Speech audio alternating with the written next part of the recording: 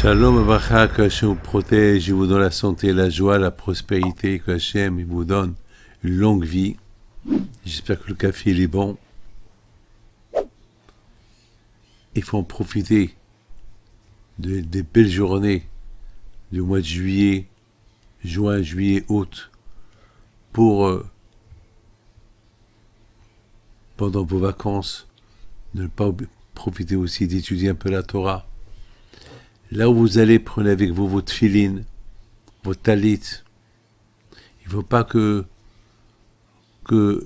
à la place des filines, du talit et des livres de Torah, vous allez rien prendre des vêtements pour les vacances et vous oubliez votre religion à la maison.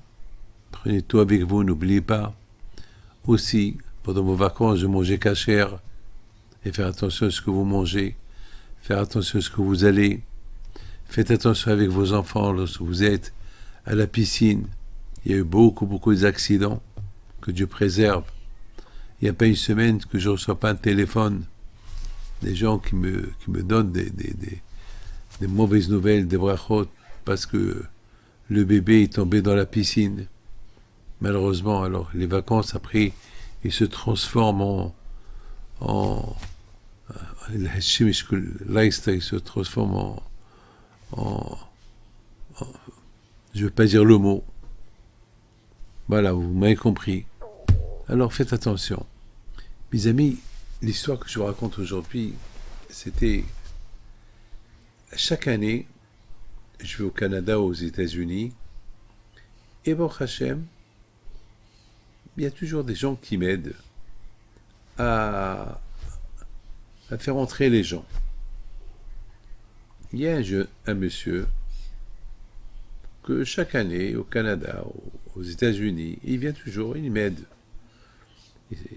Il se met debout à la porte et il fait entrer les gens. Il note les noms des gens. Et l'année dernière, ce monsieur, il a attrapé la grave maladie. Bien sûr, c'est choquant. Et surtout, c'est tellement proche de moi. Et c'est moi qui lui ai fait les chidours pour se marier. Et c'est moi qui ai fait même le chidour à la mère de sa femme. Donc ça veut dire que très proche. Et bien sûr, il a passé traitement, beaucoup de traitements. Et il a perdu les cheveux. Et tout le temps, j'étais avec le téléphone avec lui. Et bien sûr, on priait à Hachem qu'il lui envoie il faut hacher les mains. Et chaque fois, je voulais aller le voir. Et je disais non, c'est pas le moment, c'est pas le moment. Et en hiver, en pleine neige, j'ai pris l'avion et je suis parti le voir. Je suis parti au Canada le voir. On a passé un très bon Shabbat. Il quittait pas la maison, il travaillait de la maison. Et au moment que j'ai fait Kiddush, la chaise où j'étais assis, c'est une chaise en velours, le velours blanc. Je fais Kiddush et un peu du vin est tombé sur la chaise. Ça laissait une marque, une trace. Bon, bien sûr, c'est un peu gênant. La chaise, elle est neuve. Et cette trace de vin, il ne s'enlève pas. Alors moi, j'ai dit, Bisrot Rabbi Pinto, le jour que cette marque qui est tombée dans le verre, sur la chaise en velours, elle disparaît, la maladie aussi elle disparaît.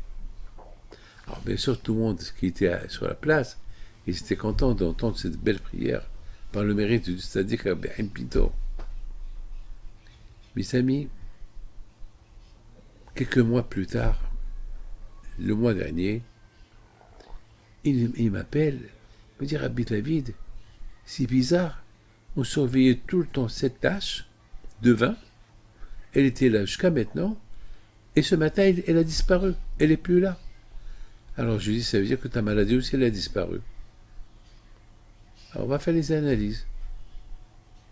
Il a fait les analyses, grâce à Dieu, la maladie a disparu. Il a commencé à sortir dehors, faire le travail, comme si rien ne s'est passé. Regardez mes amis, la force de la émouna dans le tzaddik. Ce monsieur-là, il avait une grande émouna, Bisrout Rabbi Pinto. Et chaque matin, il priait que Hachem fasse que cette tâche ait disparu. Parce qu'il savait, si elle disparaît, sa maladie a disparu. Et elle a disparu. Voilà, que le bon Dieu protège, vous donne la santé, la joie et la prospérité à Mekaratia.